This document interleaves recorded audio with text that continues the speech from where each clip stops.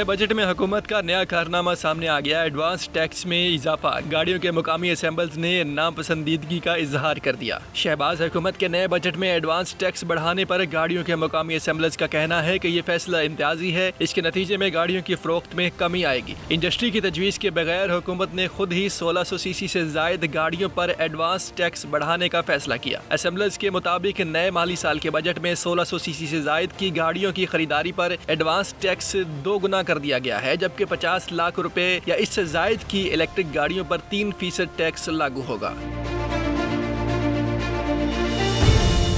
तज्जियाकारों का कहना है कि 50 लाख रुपए से जायद मालियत की गाड़ियों पर 2% कैपिटल वैल्यू टैक्स भी आयद कर दिया गया है, जबकि हुकूमत ने पहले ही गाड़ियों की दरामद पर पाबंदी आयद कर रखी है। उन्होंने कहा, मजमूई बजट ऑटो असेंबलर्स के लिए मनफी इशारा करता है, क्योंकि इन इकदाम का मकसद महंगी लग्जरी बरामदात को कम करने के लिए तलब को कम करना है।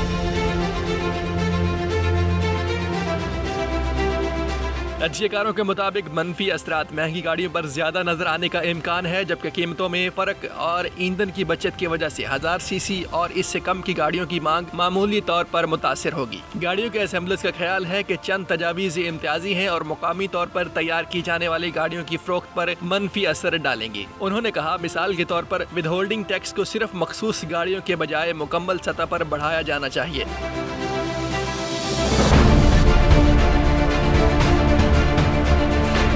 असेंबलर्स ने कहा, 1600 सीसी से ऊपर की गाड़ियों पर विद होल्डिंग टैक्स में मुजवजा इजाफे से कुछ असेंबलर्स को एक ही कैटेगरी में मुकाबला करने के बावजूद कम साइज के इंजन की वजह से मुसाबकती मसनूआत पर बड़ा फायदा मिलेगा। उन्होंने कहा, हुकूमत को बगैर किसी रायत के WHT में फैसला करना चाहिए। ये कदम यकीनी तौर पर मईशत में मजीद दस्तावेजी इकदाम की हौसला अफजाई करेगा। उन्होंने मजीद कहा, 2% CVT से गाड़ियों की लागत में भी इजाफा होगा, जो रुपए की कदर में तेजी से कमी, फेडरल एक्साइज ड्यूटी में इजाफे और ऑटो फाइनेंसिंग पर पाबंदी समेत लागत में दीगर इजाफे की वजह से पहले से सुस्त तलब को मजीद कम कर देगा।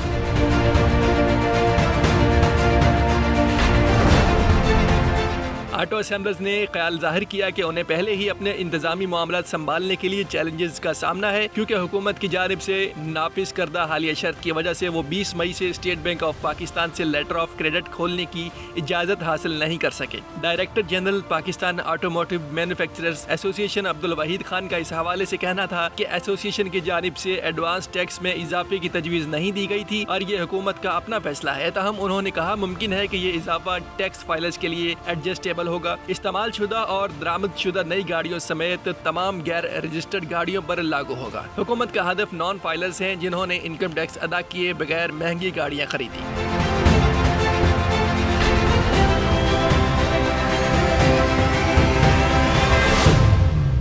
Chairman all Pakistan car retailers and importers association मियां शोएब अहमद का ख्याल है कि एडवांस टैक्स में इजाफे का इत्तलाक दरामद की गई इस्तेमाल शुदा गाड़ियों पर नहीं होगा। पूरे बजट में इस्तेमाल शुदा गाड़ियों के सेक्टर का कोई जिक्र नहीं है। तज्जियाकारों का ख्याल है कि मुल्क में असेंबल होने वाली गाड़ियों पर एडवांस टैक्स का इजाफा ऑटोमोबाइल इंडस्ट्री के लिए मुस्बत कदम नहीं है। तहम हुकूमत को मुकामी सतह पर गाड़ियाँ तैयार करने के अमल की हौसला अफजाई करने की जरूरत है।